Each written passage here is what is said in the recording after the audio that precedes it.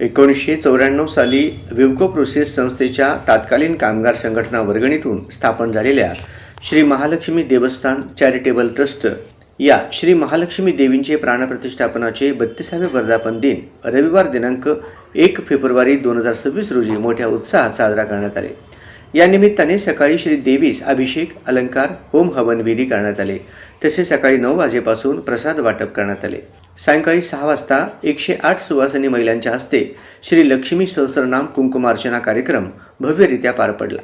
यावेळी उपस्थित अध्यक्ष सुदर्शन कोरापाटी, विश्वस्त विजय मडूर, अशोक भाट, भावना ऋषी रापोल, श्रीनिवास गोली, बालाजी तुम्मा, राजाराम गाजुल, व्यंकटेश गोली, मंदिराचे पुरोहित अर्चक हरिकृष्ण नल्ला उपस्थित होते।